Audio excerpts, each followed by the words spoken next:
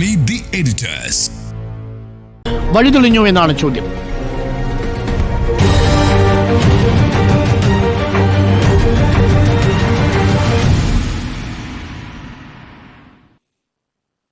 കൗതുകകരമായ കാര്യം, P V Anwar ഉയർത്തിയ വിഷയമായിരുന്നല്ലോ ഈ മലയോര സമരജാഥയുടെ അടിസ്ഥാനം എന്ന് പറയുന്നത്. അതായത് അദ്ദേഹം അതിന് വേണ്ടി ജയിലിൽ കിടന്നു, വലിയ സമരം ഒക്കെ നമ്മൾ കണ്ടു. അപ്പോൾ അതിപ്പോൾ UDF ഏറ്റെടുത്തിരിക്കുകയാണ്. പക്ഷേ വനനിയമ ഭേദഗതിയില്ല. അതുകൊണ്ട് തന്നെ വേണ്ടത്ര മാധ്യമശ്രദ്ധ കിട്ടുന്നതിനൊരു പരാതി VD സതീശനുണ്ട്. പക്ഷേ ഇന്ന് മാധ്യമശ്രദ്ധ കിട്ടി പി വി അൻവറിൻ്റെ വരവോടുകൂടി. അതോടുകൂടി മാധ്യമശ്രദ്ധ കിട്ടി, വഴിതെളിഞ്ഞു മുന്നോട്ട് പോകാൻ എന്നതാണ് പി വി അൻവറും കണക്ക് കൂട്ടുന്നത്. അപ്പോൾ ഇതൊരു UDFിലേക്കുള്ള പ്രവേശനത്തിൻ്റെ തുടക്കം കുറിക്കലായി വേണമെങ്കിൽ കാണാമോ എന്നതാണ് ഒരു പക്ഷം. രണ്ടാമതിന്ന് വെള്ളാപ്പള്ളി വീണ്ടും VD സതീശനെതിരെ രംഗത്തെത്തിയിട്ടുണ്ട്. ഈഴവ സാന്നിധ്യമില്ലാതെ എത്ര കാലം നിങ്ങൾ മുന്നോട്ട് പോകും, എങ്ങനെ കോൺഗ്രസ് വിജയിക്കുമെന്ന് കാണണമെന്ന് വെള്ളാപ്പള്ളി നടേശനും പറയുന്നു. വഴിതെളിഞ്ഞു. അല്ല, പി വി അൻവറിനെ സംബന്ധിച്ച് UDFിലേക്കുള്ള വഴി തെളിഞ്ഞു എന്ന അഭിപ്രായക്കാരനാണ് തുടക്കം മുതൽ തന്നെ ഞാൻ. കാരണം എന്ന് വെച്ചാൽ അതിനിപ്പോൾ ഒരു സമയത്തിൻ്റെ പ്രശ്നം മാത്രമാണ്. UDFിലേക്ക് തന്നെയാണ് പി വി അൻവർ പോവുക. പി വി അൻവറിനെ UDFിന് ഉൾക്കൊള്ളേണ്ടി വരും എന്നുള്ളതാണ് യാഥാർത്ഥ്യം. ഇപ്പോൾ നോക്കൂ, ഇന്നലെ ഇപ്പോൾ നിലമ്പൂർ പോത്തുകല്ലിൽ ഒരു പരിപാടി നടന്നിരുന്നല്ലോ. അത് മുസ്ലിം ലീഗ് പ്രളയ ബാധിതർക്ക് വേണ്ടിയിട്ട് 10ഓളം വീടുകളുടെ താക്കോൽദാന കർമ്മം നടത്തുന്ന ഒരു പരിപാടിയായിരുന്നു പോത്തുകല്ലിൽ ഇന്നലെ നടന്നത്. ആ പരിപാടിയിൽ പി വി അൻവർ ഉണ്ട്. ആ പരിപാടിയിൽ ആരൊക്കെയാണ് പങ്കെടുത്തത്? സാദിഖ് അലി തങ്ങൾ പങ്കെടുത്തു, PK കുഞ്ഞാലിക്കുട്ടി പങ്കെടുത്തു, PMA സലാം പങ്കെടുത്തു. മുസ്ലിം ലീഗ് അല്ലേ UDFിലെ ഏറ്റവും പ്രധാനപ്പെട്ട ഒരു ഘടകകക്ഷി എന്ന് പറയുന്നത്. അവരുടെ പരിപാടിയിൽ ഇന്നലെ പി വി അൻവർ വളരെ ഗംഭീരമായിട്ട് പങ്കെടുത്തിട്ടുണ്ട്. ഇന്നിപ്പോൾ എന്താ ഒരു തമാശ കൂടി സംഭവിച്ചിട്ടുണ്ടല്ലോ. തമാശ കേട്ടോ, ഞാൻ അങ്ങനെ പറഞ്ഞു എന്നേ ഉള്ളൂ. കൽപ്പറ്റയിലെ പനമരം പഞ്ചായത്ത് UDFിന് കിട്ടിയിരിക്കുന്നു. എങ്ങനെയാണ് UDFിന് പനമരം പഞ്ചായത്ത് കിട്ടിയത്? പനമരം പഞ്ചായത്തിൽ 11 UDFും 11 LDFും ആയിരുന്നു. അവിടെ പിന്നെ എന്താ പറയുക, ലോട്ടിട്ടാണ് കഴിഞ്ഞ പ്രാവശ്യം പഞ്ചായത്ത് പ്രസിഡന്റിനെ തിരഞ്ഞെടുത്തത്. ഇപ്രാവശ്യം ഒരാൾ LDFിൽ നിന്ന് കൂറുമാറി UDFിലേക്ക് വരുന്നു, ബെന്നി ചെറിയാൻ. അപ്പോൾ ആ ബെന്നി ചെറിയാൻ എന്ന് പറയുന്ന ആൾ UDFിലേക്ക് കൂറുമാറുമ്പം എങ്ങനെയാണ് കൂറുമാറിയിരിക്കുന്നത്? തൃണമൂൽ കോൺഗ്രസിൽ ചേർന്നുകൊണ്ടാണ് കൂറുമാറിയിരിക്കുന്നത്. അങ്ങനെ ആദ്യമായിട്ട് കേരളത്തിൽ UDFിന് തൃണമൂൽ കോൺഗ്രസിൻ്റെ ഒരു അംഗത്തിൻ്റെ പിൻബലത്തിൽ ഒരു പഞ്ചായത്ത് ലഭിച്ചിരിക്കുകയാണ്. അപ്പം ഇന്ന് രാവിലെ ഈ പറയുന്ന എടക്കരയിൽ നടക്കുന്ന പരിപാടിയിൽ പി വി അൻവർ വരുന്നത് ഞാൻ എൻ്റെ തറവാട്ടിലേക്ക് ഒരു പഞ്ചായത്ത് കൂടി കൊണ്ടുവന്നു എന്ന് പ്രസംഗിച്ചുകൊണ്ടാണ്. അപ്പോൾ ആ അർത്ഥത്തിലൊക്കെ UDFിലേക്കുള്ള അൻവറിൻ്റെ വരവെന്ന് പറയുന്നത് ഏറെക്കുറെ വളരെ എളുപ്പമായി കഴിഞ്ഞിരിക്കുന്നതാണ്. മറ്റൊരു പ്രധാനപ്പെട്ട കാര്യം എന്ന് പറയുന്നത്, ഇന്നിപ്പോൾ എടക്കരയിലെ ഈ പരിപാടിയിൽ പി വി അൻവറിനെ പങ്കെടുപ്പിക്കുന്നതിനകത്ത് മലപ്പുറം കോൺഗ്രസിനകത്തൊരു എതിരഭിപ്രായം ഉണ്ടായിരുന്നു. പ്രധാനമായിട്ടും അത് AP അനിൽകുമാറിൽ നിന്നും ആര്യാടൻ ഷൗക്കത്തിൽ നിന്നുമാണ് ഉണ്ടായത്. അപ്പോൾ അവരുടെ രണ്ടുപേരുടെയും എതിർപ്പ്, അവരുമായി ബന്ധപ്പെട്ട് നിൽക്കുന്നവരുടെ എതിർപ്പ്, ആ എതിർപ്പിനെ എങ്ങനെയാണ് കോൺഗ്രസ് മറികടന്നത്, UDF മറികടന്നത്?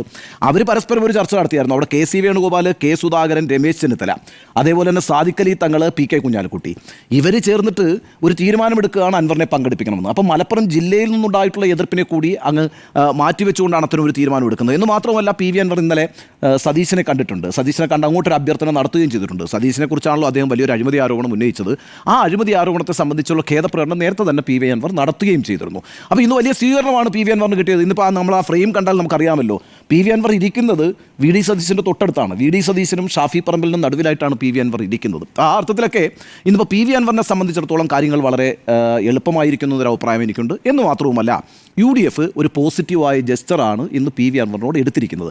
പി വി അൻവറിനെ എന്തുകൊണ്ടാണ് UDFിന് ഉൾക്കൊള്ളേണ്ടി വരുമെന്ന് ഞാൻ പറയുന്നത്, കാരണം പി വി അൻവർ ഉയർത്തുന്ന വിഷയങ്ങൾ തന്നെയാണ് അടുത്ത നിയമസഭാ തെരഞ്ഞെടുപ്പിൻ്റെ സമയത്ത് UDFും ഉയർത്താൻ പോകുന്നത്. അതിനകത്ത് ഇപ്പോൾ താങ്കൾ നേരത്തെ സൂചിപ്പിച്ചതുപോലെ വനനിയമ ഭേദഗതി വളരെ പ്രധാനപ്പെട്ട ഒരു വിഷയമായിട്ട് UDF ഏറ്റെടുക്കാനിരുന്നതാണ്.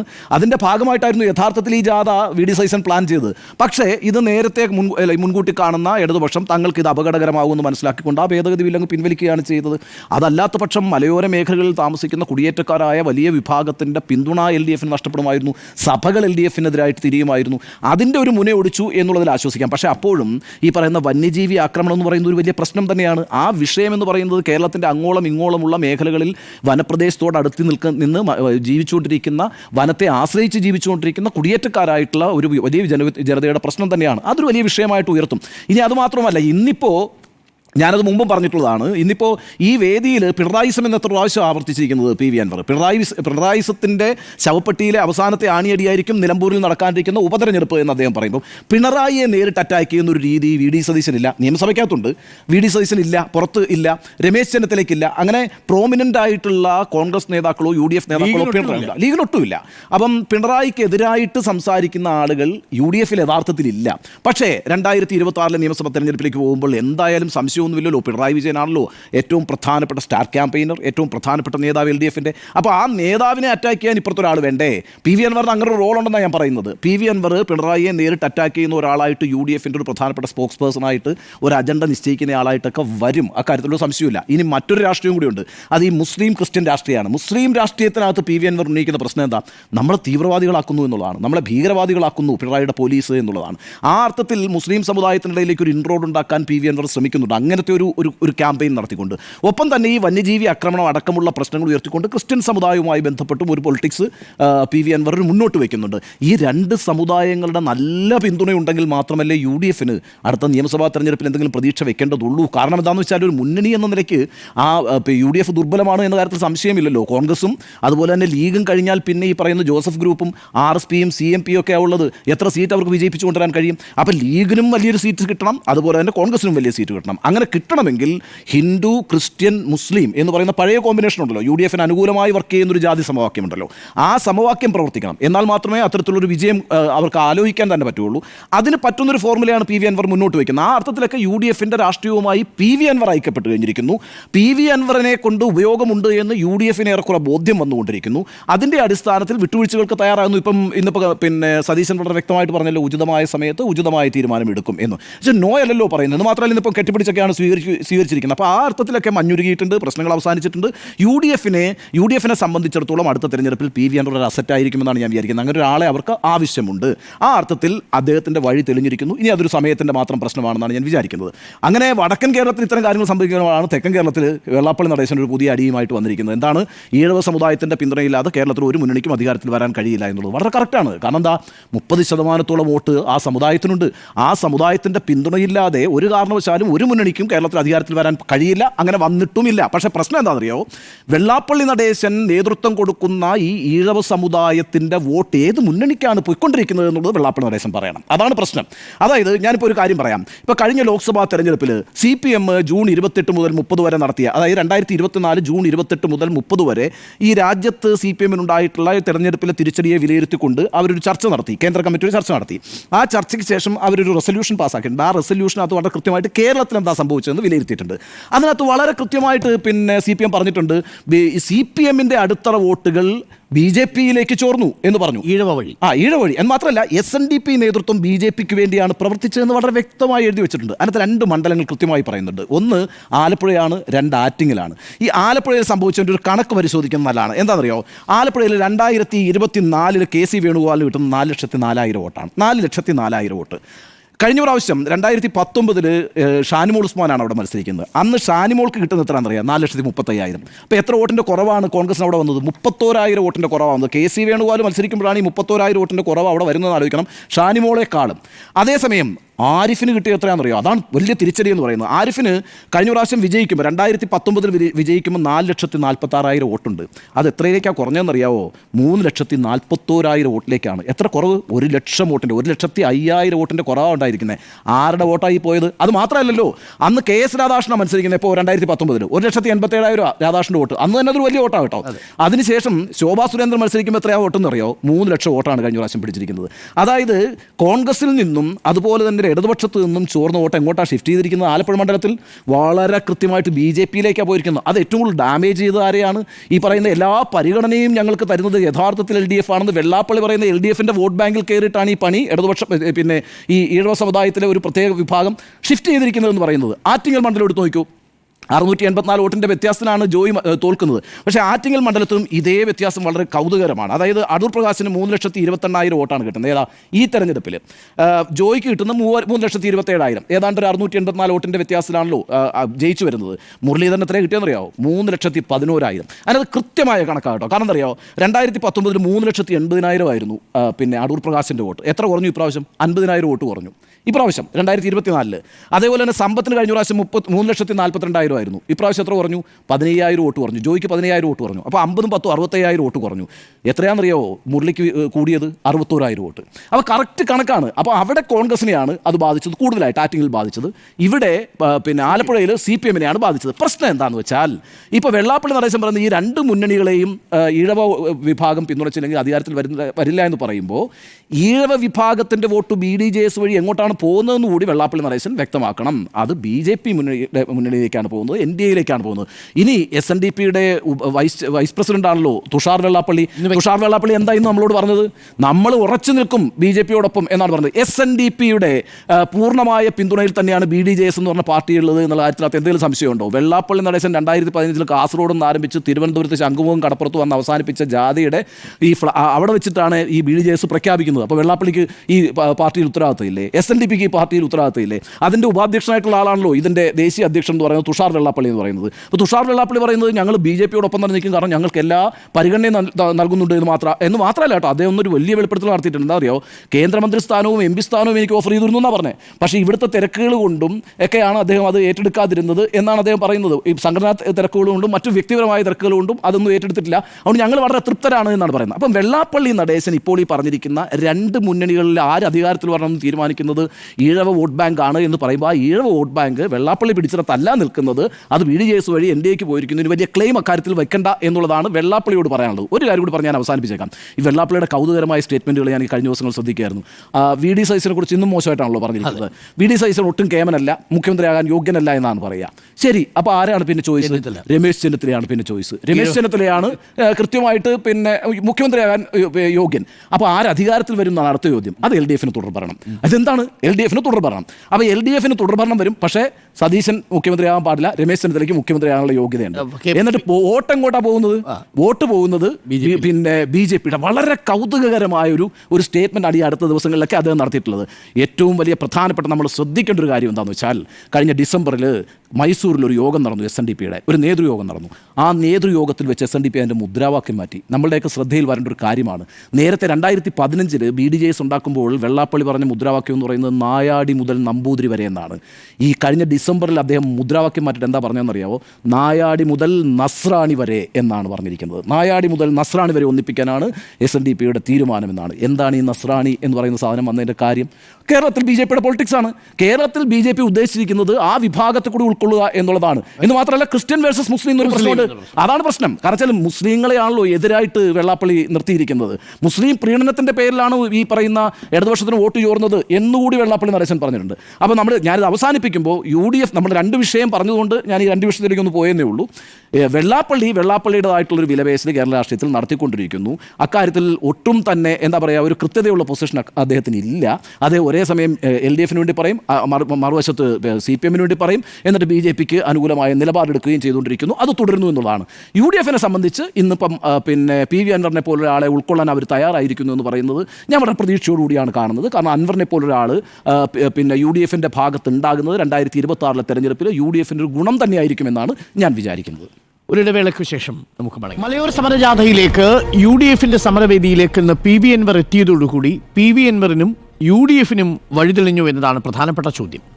അൻഡ്രു, ഞാൻ വിചാരിക്കുന്നത് കോൺഗ്രസും UDFും അടുത്ത കാലത്ത് എടുത്ത തീരുമാനങ്ങളിൽ ഏറ്റവും പ്രധാനപ്പെട്ട ഒരു തീരുമാനം, അല്ലെങ്കിൽ ഏറ്റവും ഒരു നല്ല തീരുമാനം എന്ന് പറയുന്നത് ഈ സമരജാഥയിൽ PV അൻവറെ ഉൾപ്പെടുത്തിയത് എന്നുള്ളതാണ്. കാരണം എന്താണ്? അവിടെ വരുന്ന 6 മാസത്തിനുള്ളിൽ ഇലക്ഷൻ വരാൻ പോവുകയാണ്. അവിടെ അൻവറിനെ ഒഴിവാക്കിയിട്ട് UDFന് ജയിക്കാൻ പറ്റുമോ എന്ന് ചോദിച്ചാൽ പറ്റില്ല എന്നുള്ളതാണ് എൻ്റെ അഭിപ്രായം. കാരണം ഏകദേശം 20-25,000 വോട്ടോളം അദ്ദേഹത്തിൻ്റെ സ്വാധീന മേഖലകളിൽ നിലമ്പൂരിലുണ്ട്. അവിടെ വിജയിക്കുക എന്ന് പറയുന്നത് അൻവറിൻ്റെ കൂടി, കാരണം അവിടെ എപ്പോഴും ജയിക്കുന്നത് ഒരു 10,000 വോട്ടിൻ്റെ ഭൂരിപക്ഷം മാക്സിമമാണ്. കഴിഞ്ഞ പ്രാവശ്യം 2016-2011 വോട്ടാണ്. പിന്നെ ഇത് 6,000 വോട്ടിലേക്ക് 5,000 വോട്ടിലേക്ക് ചുരുങ്ങി എന്നുള്ളതാണ്. അപ്പോൾ ഒരു 15,000 വോട്ടിൽ താഴെ മാത്രമാണ് അവിടെ ഏത് പാർട്ടിക്കാണെങ്കിലും ജയിക്കാൻ കഴിയുക. അതിൽ 25,000 വോട്ട് ഭിന്നിച്ച് നിന്നാൽ, കാരണം എന്തായാലും ഇനി അൻവർ LDFൻ്റെ ഭാഗത്തേക്ക് പോകാൻ പറ്റില്ല, UDFൻ്റെ ഭാഗത്തേക്കും പോകാൻ പറ്റില്ല. തൃണമൂൽ കോൺഗ്രസ് അവിടെ സ്വന്തം സ്ഥാനാർത്ഥിയായി നിൽക്കുക മാത്രമേ ഓപ്ഷനുള്ളൂ. അങ്ങനെ വന്നാൽ 25,000 വോട്ട് അവിടെ സ്പ്ലിറ്റ് ആവും. അങ്ങനെ സ്പ്ലിറ്റ് ആയത് പരമാവർത്താണ് അവിടെ ജയിക്കാൻ പോകുന്നത് LDF ആണ്. അവിടെ ഒരു കാരണവശാലും UDF ജയിക്കാൻ പോകുന്നില്ല. അങ്ങനെ വരുമ്പോൾ എന്ത് സംഭവിക്കും? അങ്ങനെ വരുമ്പോൾ UDFൻ്റെ കൂടെ അൻവറിനെ നിർത്തുക എന്നുള്ളത് നിർബന്ധമാണ്. അല്ലാതെ അവർക്ക് ഓപ്ഷനില്ല. അപ്പം ഇന്ന് മലയോര ജാഥ നിലമ്പൂരിലെത്തുന്ന സമയത്ത് അൻവറിനെ കൂട്ടാൻ പറ്റിയ ഏറ്റവും നല്ലൊരു സമയവും അവസരവുമാണ്. അതിന് അൻവർ കാണിച്ച ബുദ്ധി അതിനേക്കാൾ നല്ല ബുദ്ധിയാണ്. കാരണം അങ്ങോട്ട് പോയി ഞാൻ വരട്ടെ എന്ന് ചോദിച്ചു. അപ്പം ഒരാൾ പിന്നെ അഭിവാദ്യം അർപ്പിക്കാൻ വേണ്ടിയിട്ട് വരട്ടെ എന്ന് ചോദിച്ചാൽ വരണ്ട എന്ന് ഒരു പാർട്ടിക്കും പറയാൻ പറ്റില്ല. വരാൻ പറഞ്ഞു. അതെന്തായി, അത് വലിയ മഞ്ഞുരുങ്ങണ്ടേ. അപ്പോൾ ആ ഭാഗത്തോടു കൂടി എല്ലാ ചർച്ചകളും നടന്നല്ലോ. എന്ന് പറയുന്നത് KC വേണുഗോപാൽ, സാദിഖ് അലി തങ്ങൾ, ഉണ്ണിസാറ് പറഞ്ഞ പോലെ തന്നെ PK Kunhalikutty, VD Satheesan, K Sudhakaran, അങ്ങനെ രമേശ് ചെന്നിത്തല, അങ്ങനെ എല്ലാ നേതാക്കന്മാരും ചർച്ച ചെയ്ത്. അപ്പോൾ സത്യം പറഞ്ഞാൽ അങ്ങനെയാകുമ്പോൾ ഒരു വാതിൽ തുറന്നു എന്നുള്ളത് തന്നെയാണ്.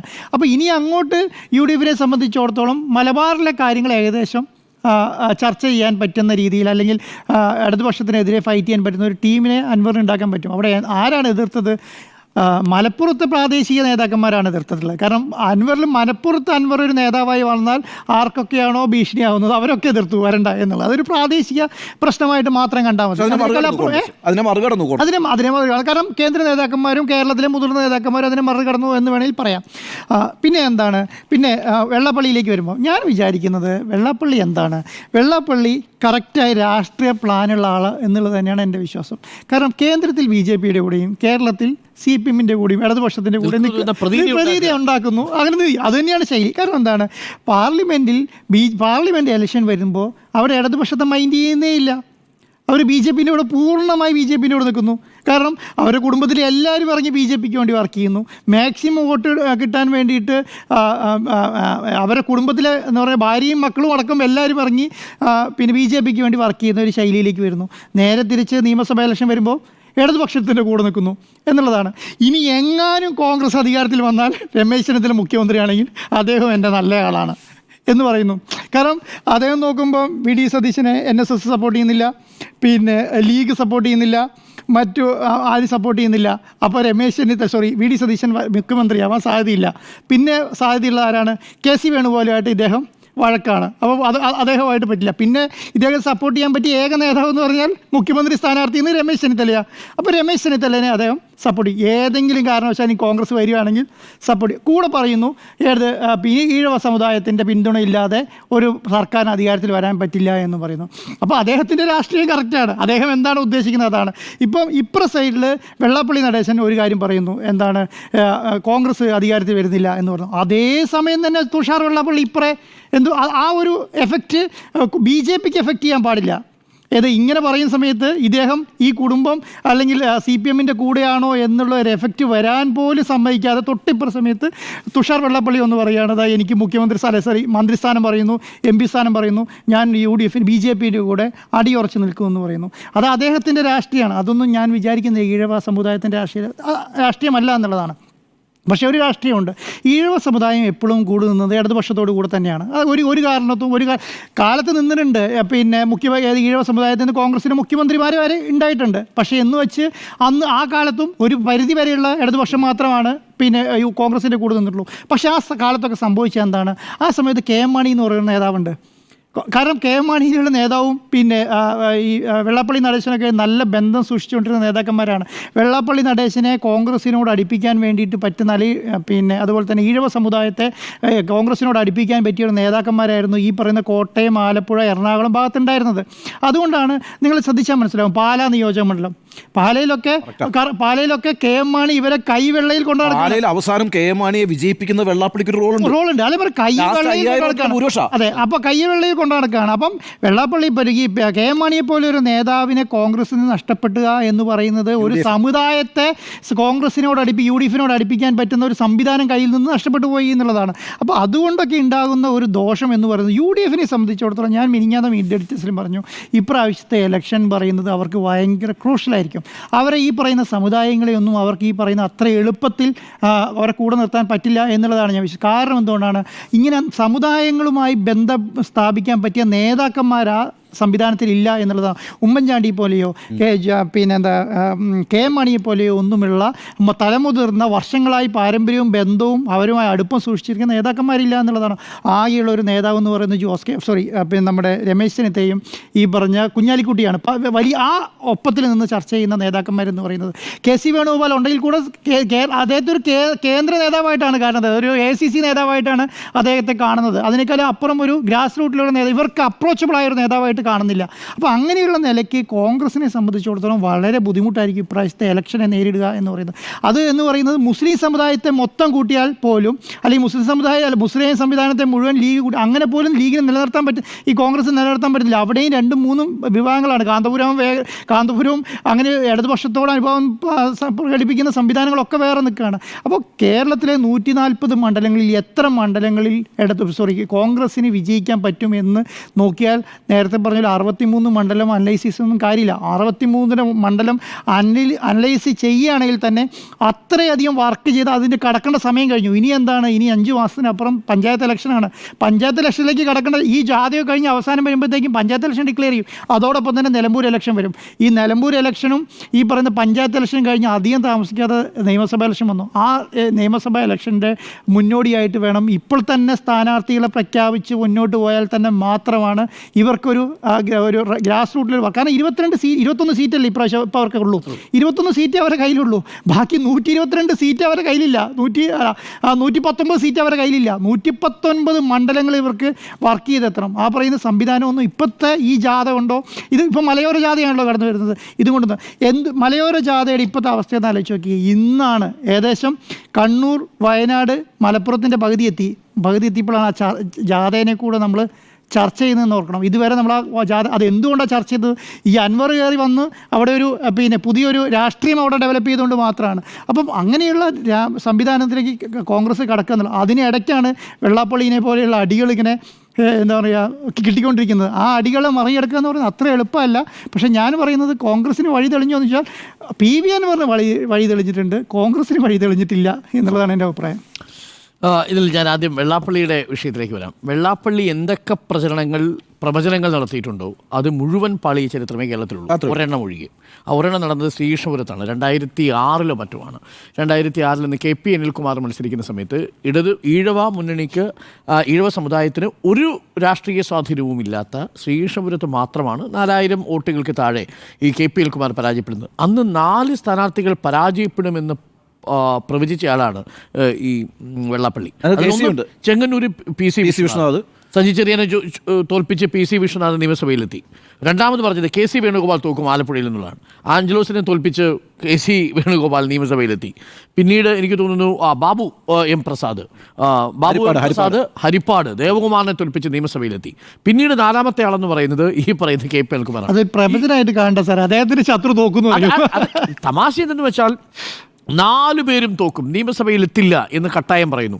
4-ൽ ഈഴവ സമുദായത്തിന് വലിയ സ്വാധീനമുള്ള ഹരിപ്പാട്, ഈഴവ സമുദായത്തിന് സ്വാധീനമുള്ള ആലപ്പുഴ, ഈഴവ സമുദായത്തിന് സ്വാധീനമുള്ള ചെങ്ങന്നൂർ, ഈ 3 മണ്ഡലങ്ങളിലും വലിയ രീതിയിൽ പരാജയപ്പെടുകയാണ് ചെയ്യുന്നത് അദ്ദേഹത്തിൻ്റെ പ്രവചനം. എന്നാൽ ഈഴവ സമുദായത്തിന് സ്വാധീനമില്ലാത്ത ശ്രീകൃഷ്ണപുരത്ത് KP അനിൽകുമാർ വിജയിക്കുന്നു. അപ്പോൾ അദ്ദേഹത്തിൻ്റെ പ്രവചനം എന്തു പറയുന്നു അതിന് നേരെ വിപരീതമായി സംഭവിക്കുന്നു എന്നുള്ളൊരു രാഷ്ട്രീയ പ്രത്യേകത കൂടിയുണ്ട്. 1998 സുധീരനെതിരെ പറയുന്നത്. അന്ന് VM സുധീരൻ ഇടയ്ക്ക് വെച്ച് ക്യാമ്പയിൻ അവസാനിപ്പിക്കുന്നുണ്ട്, എൻ്റെ ഓർമ്മ ശരിയാണെങ്കിൽ. അദ്ദേഹം വലിയ രൂക്ഷമായ വിമർശനമാണ് നടത്തുന്നത്. പക്ഷേ അന്ന് CS സുജാതയെ കണ്ട മത്സരിക്കുന്നത് 40,000 വോട്ടിൽ പുറത്ത് അന്ന് ഈ VM സുധീരൻ നേടിയിട്ടുണ്ട്. അവിടെ തുടങ്ങിയതാണ് ഈ പാളിച്ചകൾ. അവിടുന്ന് ഇങ്ങോട്ട് തുടങ്ങി 2006 അതിനുശേഷം പല ഘട്ടങ്ങളിലും VD സതീശൻ പറവൂരിൽ അദ്ദേഹത്തെ വിളിച്ച മോശം വാക്കുകൾ അധിക്ഷേപിക്കുകയാണല്ലോ ചെയ്തത്. 11,000-ൽ നിന്ന് 20,000 ലീഡ് ഉയർത്തുകയാണ് ചെയ്തത് സതീശൻ എന്നുള്ളത്. ആരിഫ് തോറ്റാൽ ഞാൻ തലമുട്ടയിടിക്കും എന്ന് പറഞ്ഞ ആളാണ് ഈ പിണറായി വിജയൻ. ഇതിൽ അവിടെ വിജയിച്ചത് അവിടെ വെള്ളാപ്പള്ളി പറഞ്ഞതുപോലെ ആരിഫ് അവിടെ തോറ്റിട്ട് ആര് ജയിച്ചു? വേണുഗോപാൽ ജയിച്ച് വിരിയുന്ന ഒരു സാഹചര്യം ഉണ്ടായി. പിന്നീട് വരുന്ന പ്രവചനങ്ങളും ഇതേപോലെ ഓരോന്നായിട്ട് പൊളിഞ്ഞ് പാളീസായ ചരിത്രമേ ഉള്ളൂ.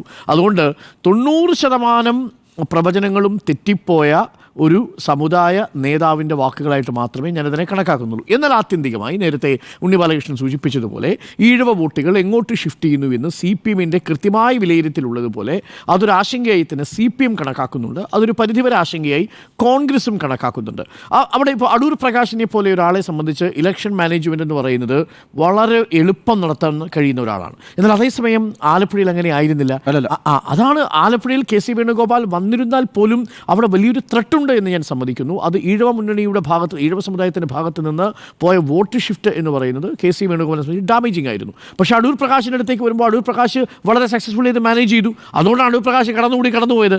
അവിടെ വലിയ നേട്ടം ആ അർത്ഥത്തിൽ ഈഴവ മുന്നണിയിൽ നിന്ന് BJPക്ക് ഉണ്ടായെങ്കിലും കടന്നുകൂടിയത് ഒരു പ്രകാശിൻ്റെ സ്ട്രാറ്റജി കൊണ്ട് മാത്രമാണ്. അപ്പോൾ അതൊരു വളരെ പ്രധാനപ്പെട്ട കാര്യമാണ്. എന്നാൽ ഇത് 3 സ്ഥാനാർത്ഥികളും ആ സമുദായത്തിൽ നിന്നുമാണ്. അങ്ങനെ പ്രത്യേകത. പക്ഷേ ആലപ്പുഴയിൽ അങ്ങനെയല്ല. ആരിഫിന് അങ്ങനെ ഒരു പ്രത്യേകതയുണ്ട്. ഞാൻ ആ പോയിന്റിലാണ് പറയുന്നത്. ആലപ്പുഴയിൽ പക്ഷേ അവിടെ വർക്ക് ചെയ്തത് എന്താ, ആരിഫ് അവിടെ കഴിഞ്ഞ തവണ നമ്മൾ കണ്ടതല്ലേ, ആരിഫിൻ്റെ കാര്യത്തിലാണെങ്കിലും ശരി, അതിന് ഓപ്പോസിറ്റായിട്ട് മത്സരിച്ചത് ഷാനിമോൾ ഉസ്മാൻ. അവിടെ എങ്ങനെയാണ് KS രാധാകൃഷ്ണൻ വോട്ട് കൊടുക്കുന്നത്, സമുദായത്തിൽ നിന്ന് വന്നു എന്നുള്ളതാണ്. അപ്പം ആ അർത്ഥത്തിൽ പൂർണ്ണമായും ആലപ്പുഴയിൽ LDFന് വോട്ട് ചോർന്നത് അതിന് പിന്നിൽ ഒരു സാമുദായികമായിട്ടുള്ള ഒരു താല്പര്യം കൂടി ഉണ്ട് എന്ന് വിശ്വസിക്കുന്ന ഒരാളാണ് ഞാൻ. അങ്ങനെ ആയിരിക്കാം വോട്ട് കൺസോൾട്ടേറ്റ്. പിന്നെ ശോഭാ സുരേന്ദ്രൻ്റെ കാൻഡിഡേറ്റിനും വളരെ പ്രധാനപ്പെട്ടതാണ്. ഇനി അതുകൊണ്ട് തൽക്കാലം വെള്ളാപ്പള്ളി നടേശൻ്റെ പ്രസ്താവനയ്ക്ക് വലിയ രാഷ്ട്രീയ മൂല്യമുണ്ട് എന്ന് ഞാൻ കണക്കാക്കുന്നില്ല. അത് ഒരു സമുദായത്തിൻ്റെ വോട്ട് ആർക്ക് ലഭിക്കുന്നു എന്നുള്ളത് ആ സമുദായത്തിലെ അംഗങ്ങളാണ് തീരുമാനിക്കുക. ഏതെങ്കിലും തരത്തിൽ എൻ ബ്ലോക്കായിട്ട് ഈഴവ കമ്മ്യൂണിറ്റിയുടെ വോട്ടൊന്നും ഷിഫ്റ്റ് ചെയ്യാൻ കഴിയുമെന്ന് എനിക്ക് തോന്നുന്നില്ല. അത് BJP ഏറെക്കാലമായി നടത്തിക്കൊണ്ടിരിക്കുന്ന സോഷ്യൽ എഞ്ചിനീയറിംഗ് മൂലമാണ്. തുഷാർ വെള്ളാപ്പള്ളി വിചാരിച്ചാലൊന്നും കേരളത്തിലെ ഭൂരിപക്ഷം ഈഴവ വോട്ടുകളും BJPയിലേക്ക് പോകുമെന്ന് ഞാൻ കരുതുന്നുമില്ല. പക്ഷേ അവരുടെ സോഷ്യൽ എഞ്ചിനീയറിംഗ് അടിത്തട്ടിൽ നടക്കുന്നുണ്ട്. ആ അടിത്തട്ടിലുള്ള സോഷ്യൽ എഞ്ചിനീയറിംഗ് ഈഴവ വോട്ടുകളെ ചേർത്ത് നിർത്താൻ നടത്തുന്ന ശ്രമങ്ങളുണ്ട്. അത് ഫലം കാണുന്നു എന്നാണ് കഴിഞ്ഞ ലോക്സഭാ തെരഞ്ഞെടുപ്പ് നമ്മളെ തെളിയിച്ചിരിക്കുന്നത്. അതുകൊണ്ട് ആ വഴി തൽക്കാലം അടഞ്ഞിരിക്കുന്നു എന്നാണ് ഞാൻ മനസ്സിലാവുന്നത്. ഇനി UDFൻ്റെ കാര്യത്തിലേക്ക് വന്നാൽ ഇന്ന് PV അൻവറിനെ സ്വീകരിച്ചിരിക്കുന്നത് രാഷ്ട്രീയമായ ഏറ്റവും നല്ല തന്ത്രമാണ്. ആർക്കെങ്കിലും പറയാൻ കഴിയുമോ PV അൻവർ ഈ തെരഞ്ഞെടുപ്പിൽ വരാൻ പോകുന്ന ഉപതെരഞ്ഞെടുപ്പിൽ ഒരു പ്രധാനപ്പെട്ട ഒരു ക്യാമ്പയിനറാണെന്നേ? നേരത്തെ സൂചിപ്പിച്ചതുപോലെ നേരിട്ട് പിണറായി വിജയനെ അറ്റാക്ക് ചെയ്യുന്നതിന് മാത്രമല്ല, അടുത്ത ഇലക്ഷൻ്റെ അജണ്ട യഥാർത്ഥത്തിൽ സെറ്റ് ചെയ്തത് ആരാ?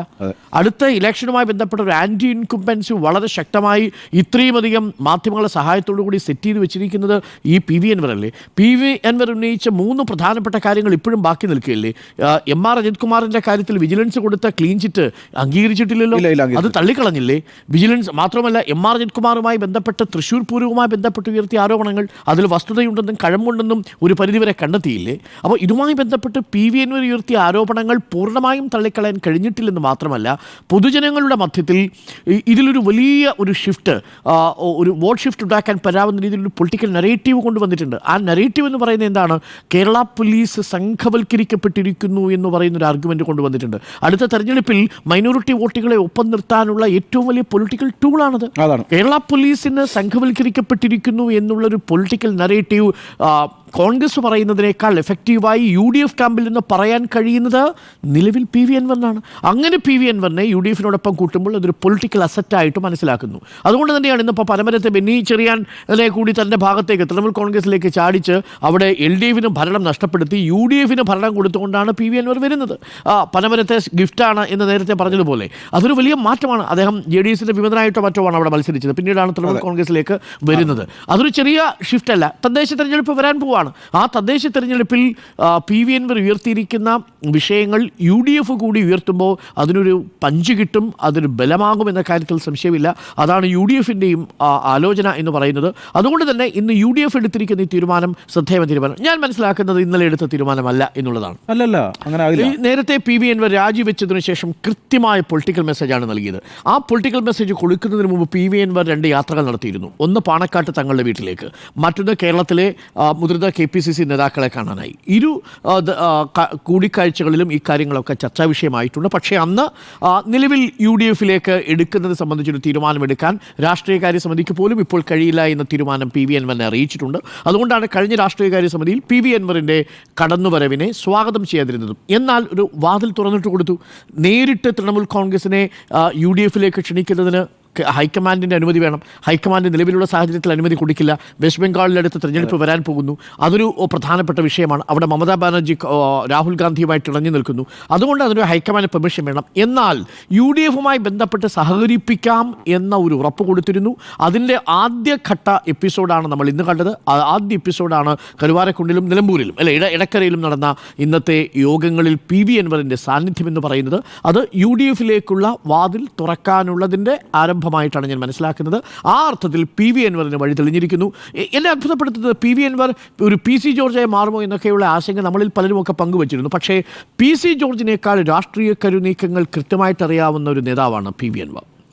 അതൊരു പൊളിറ്റിക്കൽ സീസണിങ്, ഒരുപക്ഷെ ആ ഒരു കോൺഗ്രസ് ബ്ലഡ് ഉള്ളത് കൊണ്ടായിരിക്കാം ഒരുപക്ഷെ. കഴിഞ്ഞ തെരഞ്ഞെടുപ്പിൽ ആരും വിചാരിച്ചില്ല PV അൻവർ വിജയിച്ചു വരുമെന്ന്. അവിടുത്തെ ആളുകൾ പലരും വിചാരിച്ചത് പ്രകാശിന് മുന്നിൽ തോറ്റുപോകുമെന്നാണ്. പക്ഷേ PV അൻവർ 3700 വോട്ടുകൾക്ക് വിജയിക്കുന്നത് എങ്ങനെയാണെന്നറിയാമോ? ഞാൻ അവിടെ ഇന്ന് നിലമ്പൂർ പോയപ്പോൾ ചില ആളുകളെ കണ്ട് സംസാരിച്ച് ബാബു പറഞ്ഞത്, ഈ നിലമ്പൂർ ഭാഗത്തുനിന്ന് ഗൂഡല്ലൂർ ഭാഗത്തേക്ക് പോയി താമസിച്ചിരുന്ന ചില തൊഴിലാളികളുണ്ട്. അവരെ പൂർണ്ണമായിട്ടും, അതായത് ഈ കോൺഗ്രസ്സുകാരൊക്കെ അവരെ അവഗണിച്ചിരുന്നവരാണ്, അവരെയൊക്കെ തിരിച്ച് നിലമ്പൂർ മണ്ഡലത്തിലേക്ക് കൊണ്ടുവന്ന് കൃത്യമായിട്ട് പോൾ ചെയ്യിപ്പിക്കാനുള്ളൊരു സ്ട്രാറ്റജി തയ്യാറാക്കിയിരുന്നു. ജയിച്ചത് 3700 വോട്ടുകൾക്ക്. അങ്ങനെയുള്ള 4000 വോട്ടം കണ്ടാണ് ആ 7 ദിവസം വർക്ക് ചെയ്തത് ആഫ്രിക്കയിലായിരുന്നു. എന്നിട്ട് പോലും PV അൻവർ വിജയിച്ച് കയറിയെങ്കിൽ PV അൻവറിനെ എഴുതി തള്ളാൻ കഴിയില്ല. ആദ്യം മത്സരിക്കുന്നത് അദ്ദേഹം 2011 PK ബഷീറിന്റെ ഏറനാട് മണ്ഡലത്തിലാണല്ലോ. അന്ന് CPM-ന്റെ പിന്തുണ CPA എതിർത്ത് ഈ PV അൻവർ വാങ്ങിയിട്ടുണ്ട്. അന്ന് 11,000 വോട്ടിന് മറ്റുമാണ് PK ബഷീർ വിജയിച്ച് കയറുന്നത്. പക്ഷേ 37,000 വോട്ടുകൾ അന്ന് പിടിക്കാൻ PV അൻവറിന് സാധിച്ചിട്ടുണ്ട്. പിന്നീട് ഒരു 60,000 ശരാശരിയിൽ നിന്ന് LDF വോട്ടുകൾ 2014 77,000 വർദ്ധിപ്പിച്ചതും PV അൻവറിൻ്റെ ഒരു പൊളിറ്റിക്കൽ അക്യുമെൻ കൊണ്ട് തന്നെയാണ്. അത് പക്ഷേ 2025 ആകുമ്പോഴേക്കും ഏറെക്കുറെ ഉലഞ്ഞിട്ടുണ്ട്. ഒരു കാര്യം നിലമ്പൂരുകാർ പറയുന്നത്, ഇന്ന് നിലമ്പൂർ പോയി വന്നപ്പോൾ അദ്ദേഹത്തിൻ്റെ കുടുംബാംഗത്തിൽപ്പെട്ട ഒരാളെ തന്നെ ഞാൻ കണ്ടു. അദ്ദേഹം തന്നെ പറഞ്ഞത്, ഒറ്റയ്ക്ക് നിന്നാൽ PV അൻവറിന് വിജയസാധ്യതയില്ല. അവർ കൃത്യമായി തന്നെ പറയില്ല. ഒരു 11,000 മുതൽ 10,000 വരെ വോട്ട് പരമാവധി സമാഹരിക്കാൻ സാധിച്ചേക്കും. എന്നാൽ ഏത് മുന്നണിയോടൊപ്പം PV അൻവർ പോകുന്നു, ആ മുന്നണിയിൽ ഒരു വിജയശില്പി ആകാൻ PV അൻവറിന് സാധിക്കും. He can be A king maker. ഒരു അലയൻസിനോടൊപ്പം നിൽക്കുമ്പോൾ ഒരു കിങ് മേക്കർ ആക്കാൻ സാധിക്കും. പക്ഷേ അലയൻസ് ഇല്ലാതെ നിന്നാൽ ഒറ്റയ്ക്ക് കിങ് ആവാൻ കഴിയില്ല എന്നതാണ് PV അൻവറിനെ കുറിച്ചുള്ള പൊതുവായിട്ടുള്ളൊരു വിലയിരുത്തൽ. ഇനി അതെങ്ങനെയാണ് കോൺഗ്രസ്, തീർച്ചയായിട്ടും ആര്യടൻ ഷൗക്കത്താണെങ്കിലും പിന്തുണയ്ക്കും എന്നതിൻ്റെ സൂചനയാണല്ലോ ഇന്ന് അദ്ദേഹം പറഞ്ഞത്. ഏത് സ്ഥാനാർത്ഥി വന്നാലും 30,000 വോട്ടുകളുടെ വിജയം ഞാൻ ഉറപ്പുവരുത്തുന്നു എന്നാണ് PV അൻവർ പറഞ്ഞിരിക്കുന്നത്. അത് അർത്ഥത്തിൽ ഒരു സൂചനയാണ്. ആര്യടൻ ഷൗക്കത്താണ് വരുന്നതെങ്കിലും PV അൻവർ.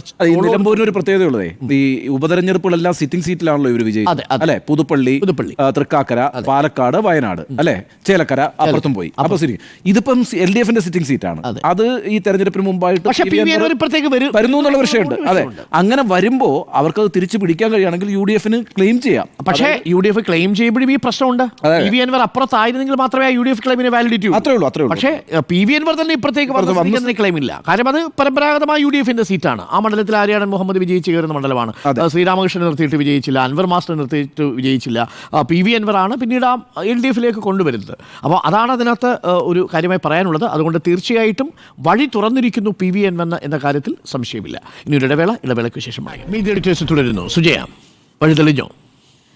മലയോരത്തുകൂടി അൻവർ വഴി വെട്ടി നോക്കുകയാണ്. വഴി തെളിഞ്ഞോ എന്നുള്ളത് തെരഞ്ഞെടുപ്പ് ഫലം വരുമ്പോഴേ പറയാൻ കഴിയുകയുള്ളൂ. കാരണം നിലമ്പൂരിൽ പ്രോമിസ് ചെയ്തിരിക്കുന്ന 30,000 എന്ന ഭൂരിപക്ഷം അത് കുറച്ച് ഓവറല്ലേ അൻവറെ എന്ന് തിരിച്ചു ചോദിക്കേണ്ട ഒരു സാഹചര്യമുണ്ട്. പ്രത്യേകിച്ചും അൻവർ മത്സരിച്ചപ്പോൾ കിട്ടിയത് എത്രയാണ്? അത് ഇടതുപക്ഷത്തിന്റെ കൂടി ബാക്കപ്പോട് കൂടി അൻവർ മത്സരിക്കുമ്പോഴാണ്. അതാണ്, അത് ഇടതുപക്ഷത്തിന്റെ കൃത്യമായ ബാക്കപ്പോട് കൂടിയുള്ള അൻവറാണ് നിലമ്പൂരിൽ ആ ഭൂരിപക്ഷത്തിലേക്ക് എത്തിയതും 2ാം വട്ടവും നിയമസഭയിലേക്ക് പോയതും. അപ്പോൾ അൻവർ മൈനസ് ഇടതുപക്ഷം എന്ന് വരുന്ന ഒരു ഫോർമുലയിലേക്കാണ് UDF എൻ്റർ ചെയ്യുന്നത്. അവിടെ ഏത് സ്ഥാനാർത്ഥിയായാലും അൻവറിന് അവിടെ ഒരു പോരാളിയുടെ റോളല്ല, ഒരു തെരഞ്ഞെടുപ്പ് തന്ത്രജ്ഞൻ്റെ റോളാണ് നിലമ്പൂരിനെ സംബന്ധിച്ചിടത്തോളം. പിന്നെ ഒരു രക്തസാക്ഷി പരിവേഷം അൻവറിനുണ്ട് എന്നതാണ് UDF-ന് കുറച്ചെങ്കിലും ആശ്വാസം തരേണ്ട കാര്യം. പക്ഷേ തിരിച്ചാണെങ്കിലോ, അവിടെ LDF ആണ് വിജയിക്കുന്നതെങ്കിൽ പിന്നെ അൻവർ എന്താകും? അതുകൊണ്ട് അൻവറിന് ഇതൊരു ജീവൻ മരണ പോരാട്ടമാണ്. അതുകൊണ്ടാണ് ഇങ്ങോട്ട് വഴിവെട്ടി വണ്ടി കയറ്റിക്കൊണ്ട് വാ എന്നാരും പറയുന്നതിന് മുൻപ് അൻവർ തന്നെ ആ വഴിയങ്ങ് വെട്ടി അകത്തേക്ക് കയറാൻ ശ്രമിച്ചത്. ചൊവ്വാഴ്ച VD സതീശനുമായുള്ള കൂടിക്കാഴ്ചയും. കാരണം ഇന്ന് ഇത് നടന്നില്ല എങ്കിൽ വീണ്ടും നീണ്ടുപോകും. പിന്നീട് അൻവറിനൊരു ചോയ്സ് ഇല്ല. നമുക്ക് കൃത്യമായി ചില വേദികളിലേക്ക് കയറണം എന്നുണ്ടെങ്കിൽ കൃത്യം ആ ദിവസം തന്നെ അത് സംഭവിക്കണം. ഇപ്പോൾ ഇന്ന് ഈ യാത്ര മുന്നോട്ട് പോകുമ്പോൾ അത് അൻവറിൻ്റെ മണ്ഡലത്തിൽ കൂടി പോകുമ്പോഴാണ് അൻവറിന് എൻ്റെ ശക്തി ഇത്രമാത്രമാണ്, എൻ്റെ തൃണമൂൽ കോൺഗ്രസിൻ്റെ ശക്തി ഇത്രമാത്രമാണ് എന്നൊക്കെ അൻവറിന് ഡിസ്പ്ലേ ചെയ്യാനായിട്ടുള്ള ഒരു പ്ലാറ്റ്ഫോം വേണമല്ലോ. ആ പ്ലാറ്റ്ഫോം കൃത്യമായി ഇന്ന് അൻവർ ഉപയോഗിച്ചു. കാരണം അൻവർ വളരെ സൂത്രശാലിയായ ഒരു നേതാവ് കൂടിയാണ്. കൃത്യമായി ആ പ്ലാറ്റ്ഫോം കിട്ടിയപ്പോൾ അത് ഉപയോഗിച്ചു. പ്രത്യേകിച്ചും VD സതീശൻ ഒന്ന് തളർന്നു നിൽക്കുന്ന സമയമായിരുന്നു. അപ്പോഴാണ് അൻവർ കൈ കൊടുക്കാനായി അങ്ങോട്ട് ചെല്ലുന്നത്. കാരണം എൻ്റെ കൂടെ ആരും എൻ്റെ യാത്രയ്ക്ക് അത്രയ്ക്ക് സ്വീകാര്യത കിട്ടുന്നില്ല, ഞാൻ ഒറ്റയ്ക്കായി പോയല്ലോ എന്നൊക്കെയുള്ള ഒരു വിഷമം VD സതീശൻ ഉണ്ടായിരുന്നെങ്കിൽ അത് അൻവർ ഇന്ന് വന്നതോടുകൂടി, ആൾക്കൂട്ടം വന്നതോടുകൂടി കുറച്ചെങ്കിലും മാറിയിട്ടുണ്ടാകും. നേരത്തെ നിങ്ങളൊക്കെ സൂചിപ്പിച്ചതുപോലെ ഈ മലയോര സമര യാത്ര പ്രഖ്യാപിച്ചപ്പോൾ അതിൻ്റെ ഉദ്ഘാടനം കണ്ണൂരിൽ നടക്കുമ്പോൾ വലിയ രീതിയിലുള്ള ഒരു യാത്രയായിരിക്കും. എല്ലായിടങ്ങളിലും വലിയ രീതിയിൽ, അതായത് ഈ നവകേരള സദസ്സൊക്കെ സംഘടിപ്പിച്ചതുപോലെ മലയോരങ്ങളിൽ വലിയ സ്വീകാര്യതയോടുകൂടി സ്വീകരണങ്ങൾ ഏറ്റുവാങ്ങി അത്രയേറെ മാധ്യമ പങ്കാളിത്തത്തോടെ കൃത്യമായ ഒരു PR ഒക്കെ ഉണ്ടാകും.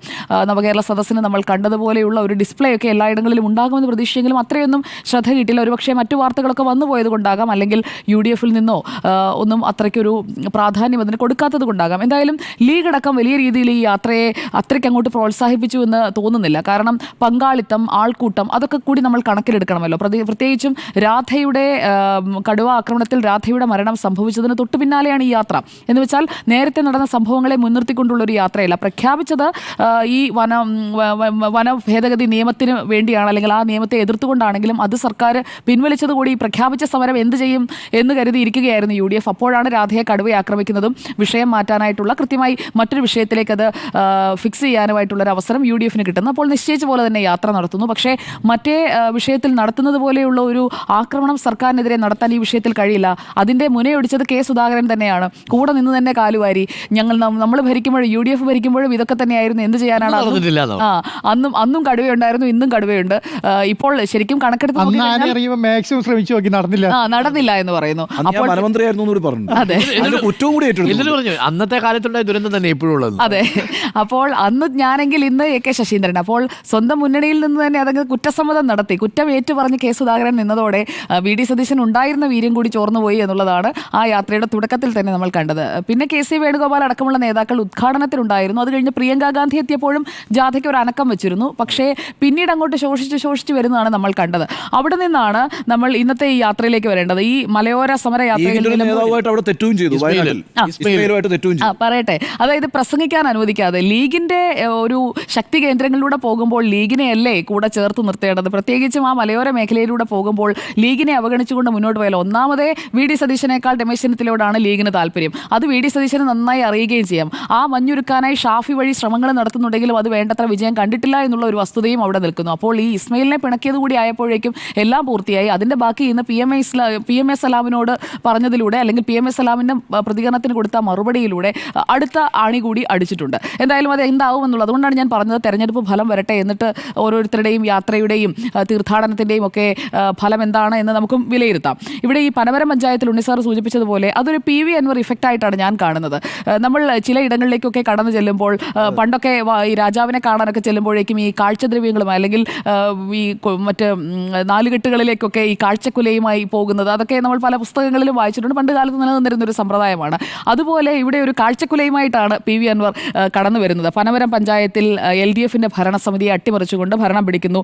ലക്ഷ്മി ആലക്കമുറ്റത്തെ പ്രസിഡന്റ് ആക്കിക്കൊണ്ട് ഇതാ എന്റെ കാഴ്ചക്കുല എന്ന് പറഞ്ഞാണ് PV അൻവർ കടന്നു വരുന്നത്. അപ്പോൾ അതെ, തറവാട്, അതാ ഞാൻ പറഞ്ഞത്, നാലുകെട്ടെന്ന് ഞാൻ ഉദ്ദേശിച്ചത് കൊണ്ടാണ്. തറവാട്ടിലേക്ക് കാഴ്ചക്കുലയുമായി കടന്നു വരുന്ന PV അൻവറിനോട് കടന്നു പോടാ എന്ന് പറയാൻ പറ്റില്ലല്ലോ, കടന്നു വരൂ എന്നേ പറയാൻ പറ്റൂ. ആ രീതിയിലുള്ള ഒരു സ്വീകരണം PK കുഞ്ഞാലിക്കുട്ടിയുടെയും VD സതീശന്റെയും നടുക്ക് നിൽക്കുന്ന അൻവർ, അതൊരു വാർത്താ ദൃശ്യം മാത്രമല്ല, അതൊരു രാഷ്ട്രീയ ദൃശ്യം കൂടിയായി മാറുന്നു എന്നുള്ളതാണ് എൻ്റെ ഒരു കാഴ്ചപ്പാടിൽ എനിക്ക് മനസ്സിലാക്കാൻ കഴിഞ്ഞത്. അതുപോലെ തന്നെ മുസ്ലിം ലീഗിന്റെ സംസ്ഥാന കമ്മിറ്റിയാണ് പോത്തുകല്ലിലെ പരിപാടി സംഘടിപ്പിച്ചത്. അതുകൂടി നമ്മൾ ചേർത്ത് വയ്ക്കണം. മുസ്ലിം ലീഗിന് അൻവറിനോട് പഥ്യമുണ്ട്, VD സതീശനേക്കാൾ താല്പര്യം അൻവറിനോടുണ്ട് എന്ന് വേണമെങ്കിലും പറയാം. അപ്പോൾ അൻവറിനെ ഈ പോത്തുകല്ലിൽ സംഘടിപ്പിച്ച പരിപാടിയിലേക്ക് കൊണ്ടുവരുമ്പോൾ അവിടെ ഈ PM എ സലാം ഉണ്ട്. ഇന്ന് VD സതീശൻ എതിർത്ത് പറഞ്ഞ ആ PM എ സലാമും ഉണ്ട്, PK കുഞ്ഞാലിക്കുട്ടിയുമുണ്ട്, മുസ്ലിം ലീഗിന്റെ അധ്യക്ഷൻ സാദിഖ് അലി ശിഹാബ് തങ്ങളുമുണ്ട്. ഇവരെല്ലാം ഉള്ള പോത്തുകല്ലിലെ പരിപാടിയിൽ അൻവർ കടന്നു വരുന്നത് അത് യാദൃശ്ചികമായി ഞാൻ കരുതുന്നില്ല. UDF-ലേക്കുള്ള തൃണമൂലിന്റെയും അൻവറിന്റെയും എൻട്രിക്കൊക്കെ ഏറ്റവും കൂടുതൽ സപ്പോർട്ട് ചെയ്യാൻ പോകുന്നത് ലീഗ് തന്നെയായിരിക്കും. മാനന്തവാടിയിൽ VD സതീശനെ പോയി അൻവർ കണ്ടപ്പോൾ VD സതീശൻ പൂർണ്ണമായ ഉറപ്പൊന്നും, അല്ലെങ്കിൽ അൻവർ വരട്ടെ, അൻവർ വരുന്നു എന്നൊക്കെ മാധ്യമങ്ങൾക്ക് ബൈറ്റ് കൊടുക്കാം, അതൊന്നും VD സതീശൻ ചെയ്തിട്ടില്ല. അൻവർ തന്നെയാണ് പറഞ്ഞത് നാളത്തെ പരിപാടിയിൽ, ഇന്നലെ പറയുന്നു നാളത്തെ പരിപാടിയിൽ, അതായത് ഇന്നത്തെ പരിപാടിയിൽ ഞാൻ ഉണ്ടാകും, മലയോര ജനതയ്ക്ക് വേണ്ടിയിട്ടുള്ള ഏത് പോരാട്ടത്തിലും ഞാനുണ്ട് എന്ന് പറഞ്ഞുകൊണ്ട് അൻവർ വോളണ്ടിയർ ചെയ്യുന്നതാണ് നമ്മൾ കാണുന്നത്. VD സതീശന്റെ ഭാഗത്ത് നിന്ന് വരൂ അൻവറെ എന്ന് പറഞ്ഞുകൊണ്ട് മാധ്യമങ്ങളോട് പറയുന്നതോ അങ്ങനെയൊന്നും നമ്മൾ കാണുന്നില്ല. പക്ഷേ മാനന്തവാടിയിലെ കൂടിക്കാഴ്ചയിൽ ഇവർക്കിടയിൽ ധാരണയായിട്ടുണ്ടാകും. UDF-ൽ ചർച്ച ചെയ്യാതെ സതീശൻ ഒറ്റയ്ക്കൊന്നും പ്രഖ്യാപിക്കാൻ കഴിയില്ലല്ലോ. അതെ, അതാണ് പറഞ്ഞത്. പക്ഷേ അൻവർ എന്തായാലും അക്കാര്യത്തിൽ ഒരു ഇനിഷ്യേറ്റീവ് എടുത്തത് നന്നായി എന്നുള്ളതാണ്. അവിടെയാണ് ഞാൻ അൻവറിലെ ഒരു സ്ട്രാറ്റജിസ്റ്റിനെ കാണുന്നത്. കാരണം ഇന്നില്ലെങ്കിൽ ഇനിയും ഒരുപാട് കാത്തിരിക്കേണ്ടി വരും. അതുകൊണ്ടാണ് അൻവർ കൃത്യമായി ഇന്നത്തെ ദിവസം തന്നെ, കാരണം UDF-ൽ ചേരാനായിട്ട് തൃണമൂൽ കോൺഗ്രസിന്റെ കേരള ഘടകം അപേക്ഷയൊക്കെ കൊടുത്തിട്ട് കുറച്ച് ദിവസമായല്ലോ. ആ അപേക്ഷയൊക്കെ വേണമെങ്കിൽ പരിഗണിക്കാവുന്നതേ ഉള്ളൂ. അതിൽ പെട്ടെന്ന് ഫാസ്റ്റ് ട്രാക്ക് ചെയ്ത് തീരുമാനങ്ങൾ എടുക്കുന്ന സംവിധാനമൊക്കെ UDF-ലുണ്ട്. പക്ഷേ എന്തുകൊണ്ടോ അത് ഉപയോഗിച്ചിട്ടില്ല, അതിങ്ങനെ വച്ചിരിക്കുകയാണ്, പെൻഡിംഗ് ആണ്. അപ്പോൾ ഈ ആണി അടിക്കാനായി അൻവറിനെ ഇറക്കുമായിരിക്കും. പിണറായി സത്തിന്റെ അവസാന ആണി നിലമ്പൂരിലാണ് എന്ന് പ്രത്യേകിച്ചും അൻവർ പറഞ്ഞ സ്ഥിതിക്ക് ആ ആണി അടിക്കാനായി അൻവറിനെ ഇറക്കുക അത് തന്നെയായിരിക്കും തീരുമാനം എന്നാണ് ഞാൻ കരുതുന്നത്. വെള്ളാപ്പള്ളിയെക്കുറിച്ച് കൂടി പറഞ്ഞ് അവസാനിപ്പിക്കാം. വെള്ളാപ്പള്ളി ചോദിച്ച ചോദ്യം കൃത്യമല്ലേ? ഈഴവ DCC പ്രസിഡന്റുമാർ എത്ര പേരുണ്ട്? ഈഴവരായ ജില്ലാ സെക്രട്ടറിമാരടക്കം CPI-ലെ പല പദവികളിലും മുഖ്യമന്ത്രി നമ്മൾ ജാതിയും മതവും പറയുന്നില്ല എങ്കിൽ പോലും എടുത്തു നോക്കിക്കഴിയുമ്പോൾ കൃത്യമായ പ്രാതിനിധ്യം കൊടുക്കുന്നത് ഇടതുപക്ഷമാണ് എന്നുള്ളത് വെള്ളാപ്പള്ളി പറഞ്ഞതൊരു പോയിന്റായി തന്നെ അവിടെ നിൽക്കുന്നുണ്ട് എന്നതൊരു വസ്തുതയാണ്. എന്തായാലും ആ ഒരു പിൻബലമില്ലാതെ 2026 എന്ന് പറയുന്നത് UDF നോക്കിയിരിക്കാനേ പറ്റുകയുള്ളൂ. PV അൻവർ വന്നാലും ഈ ഒരു ഫാക്ടർ കൂടി ഒത്തുവന്നാലേ UDF എന്തെങ്കിലും ആശിക്കാൻ പറ്റുകയുള്ളൂ. പ്രത്യേകിച്ചും CPIM-നും BJP-ക്കുമായി ഈഴവ വോട്ടുകൾ പോകാനുള്ള സാധ്യത തന്നെയാണ് 2026 നിലവിലെ സാഹചര്യത്തിൽ ഉള്ളത് എന്നുള്ളത് ഒരു വസ്തുതയാണ്. നിങ്ങളൊക്കെ അംഗീകരിച്ചാലും ഇല്ലെങ്കിലും എന്തായാലും തൃണമൂൽ കോൺഗ്രസ് നിലമ്പൂർ നിയോജക മണ്ഡലം കമ്മിറ്റിയുടെ സ്വീകരണ പരിപാടിയിൽ എത്ര പേരുണ്ടായിരുന്നു എന്നതുകൂടി നമ്മൾ കണക്കാക്കേണ്ടതാണ്. എടക്കരയിലെ ആ ഒരു പ്രകടനമായൊക്കെ എത്തി അതിനപ്പുറത്തേക്ക് തൃണമൂലിനെ എത്രത്തോളം വളർത്താൻ അൻവറിന് കഴിയും എന്നുള്ളതിലാണ് ഇനി അൻവറിന്റെ ഒരു സ്ട്രാറ്റജി കൃത്യമായി വർക്കൗട്ട് ആകേണ്ടത്. അപ്പോൾ പൊരുതാൻ ഉറച്ചവനാണ്, മലയോരത്ത് കൂടി വഴിവെട്ടി കയറി വരട്ടെ.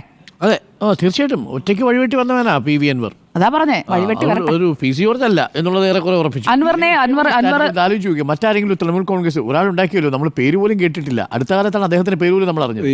ഇതിനകത്ത് പിന്നെ വെള്ളാപ്പള്ളി പറഞ്ഞതിനകത്തൊരു ഫാക്ച്വലർ റോളായിട്ട് എനിക്ക് തോന്നിയിട്ടുള്ളത് ഈ പരിഗണനയുടെ കാര്യത്തിനകത്ത് ഈഴവ സമുദായത്തിന് 4 ജില്ലാ പ്രസിഡന്റുമാർ, ആ സമുദായം പറയല്ല കേട്ടോ, 4 ജില്ലാ പ്രസിഡന്റുമാർ പിന്നെ ഈഴവ സമുദായത്തിൻ്റെയാണ്. 14 ജില്ലകളിൽ 4 ജില്ലകൾ, കോട്ടയം നമ്മുടെ പിന്നെ നാട്ടകം സുരേഷ്, പത്തനംതിട്ട, അതേപോലെ തന്നെ കൊല്ലം, പാലക്കാട് തങ്കപ്പൻ, 4 പേര് ഉണ്ട്.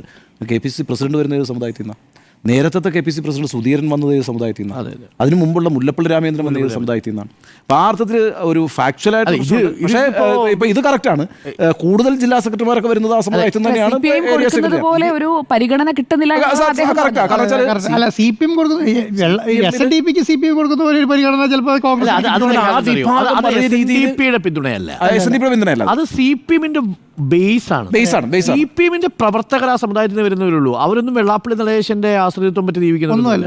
അവരൊക്കെ CPM ഇപ്പം അത് ഇവിടെ നമ്മൾ തെക്കാണല്ലോ ഈഴവ സമുദായം, തീയ സമുദായത്തിൽപ്പെട്ട ആളുകളാണ്.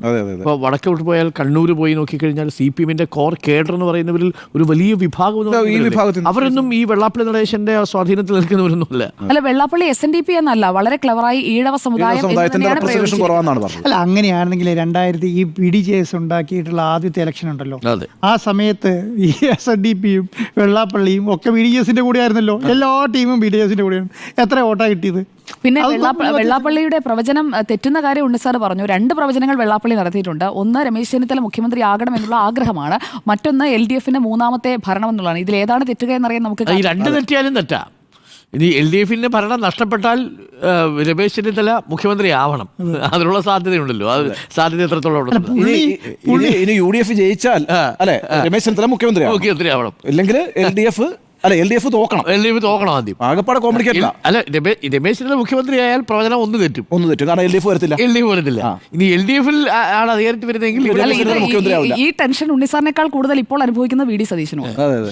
എനിക്ക് ടെൻഷൻ ഇല്ല, ഞാൻ ആ വിഷയം ഉന്നയിച്ചിട്ടില്ല. അത് അരുണാണ് വെള്ളാപ്പള്ളിയുടെ ശൈലി എന്ന് പറയുന്നത് VD സതീശന് അടി കൊടുക്കണം. അപ്പൊ ഏറ്റവും നല്ല ആളാരാ? ഞാൻ പറഞ്ഞ എന്താ അറിയോ, ശത്രുപക്ഷത്തെ അടിക്കുക എന്നുള്ളതാണ് പുള്ളിയുടെ ശൈലി. ഞാൻ പറഞ്ഞത് എന്നെ സംബന്ധിച്ചിടത്തോളം വെള്ളാപ്പള്ളിയുടെ കൗതുകരമായ നിലപാട്. അതായത് VD സതീശൻ മുഖ്യമന്ത്രി ആവില്ല എന്ന് പറയും. അപ്പോൾ ആര് മുഖ്യമന്ത്രി ആകണം? രമേശ് ചെന്നിത്തല ആവണം പറയും. പക്ഷേ അപ്പോൾ UDF ജയിക്കുമെന്ന് ചോദിക്കും. UDF ജയിക്കില്ല, LDF. ശരി, LDF ജയിക്കും. അപ്പോൾ BDS-ന്റെ വോട്ട് ആർക്കാം? അത് NDA-ക്കൊപ്പമാണ്. അപ്പൊ ഈ രീതിയിൽ വളരെ കോംപ്ലിക്കേറ്റഡ് ആണെന്ന് ഞാൻ പറഞ്ഞത്. പക്ഷേ അദ്ദേഹം ശരിക്കും ഒരു സോഷ്യലിസ്റ്റ് അല്ലേ? 3 മുന്നണി അദ്ദേഹം അല്ലല്ല, അതൊരു രാഷ്ട്രീയ കൗശലമാണ്. ഭയങ്കര രാഷ്ട്രീയ കൗശലം. ആ രാഷ്ട്രീയ കൗശലം കൊണ്ടല്ലേ ഇങ്ങനെ പറയുന്നത്. എല്ലാവരും സമദൂരം പറയും, ഇദ്ദേഹം സമദൂരം പറയില്ല, പക്ഷെ ഇങ്ങനെയുള്ള ദൂരം പറയും. ഇനി ഏത് മുന്നണി ജയിച്ചു എന്ന് വിചാരിക്കാം. ഇപ്പൊ UDF ആണ് ജയിക്കുന്നതെന്ന് വിചാരിക്കാം. Take it from me, 2026 UDF ജയിച്ചു എന്ന് വിചാരിക്കാം. ഈഴവ വോട്ട് കൊണ്ടാണ് ജയിച്ചത്. ആ നിമിഷം വന്നിട്ട് ബൈറ്റ് വരും, നോ ഡൗട്ട് അബൌട്ട് ദാറ്റ്. ഇനി LDF ജയിച്ചു എന്ന് വിചാരിക്കാം, ഈഴ വോട്ട് കൊണ്ടാണ് LDF ജയിച്ചതെന്നും പറയും. അത് ഈ വെള്ളാപ്പള്ളി എപ്പോഴും എടുത്തിട്ടുള്ള നിലപാടാണ്. അല്ല, ആ വിഭാഗത്തിന്റെ വോട്ടില്ലാതെ ഒരു മുന്നണിക്ക് വരാൻ പറ്റില്ല. കാരണം എന്താ, സ്റ്റാറ്റിസ്റ്റിക്കലി കറക്റ്റ്. പക്ഷെ ആ മുന്നണി വെള്ളാപ്പള്ളി നടേശന്റെ തിട്ടൂരം അനുസരിച്ച് ജീവിക്കുന്ന ഭൂരിപക്ഷ സമുദായമല്ല എന്നുള്ളതാണ് അതിനകത്തെ ഒരു ടേക്ക് എന്ന് പറയുന്നത്. വെള്ളാപ്പള്ളി നടേശൻ പറയുന്നതനുസരിച്ച് ഒരു വോട്ട് ചെയ്തിട്ടില്ല. ഞാൻ ഈ പറഞ്ഞ എക്സാമ്പിൾസിലൂടെ തെളിഞ്ഞിട്ടുണ്ടല്ലോ. നിങ്ങൾ ആകെ ഒരെണ്ണം തെളിഞ്ഞത് ശ്രീശപുരത്ത്, അവിടെ ഈഴവ സമുദായത്തിന്റെ പ്രസൻസ് കുറവാണ് സാർ. സ്വന്തം മകൻ മത്സരിച്ച് എത്ര വോട്ട് കിട്ടി? വെള്ളാപ്പള്ളി നടേശൻ നേരിട്ട് മത്സരിച്ചു പോകട്ടെ, എന്തായിരിക്കും സംഭവിക്കുന്നതെന്ന് അറിയാലോ. അപ്പോൾ വഴി തെളിഞ്ഞു എന്നാണ് ചോദ്യം. യെസ് എന്ന് 4 പേർ.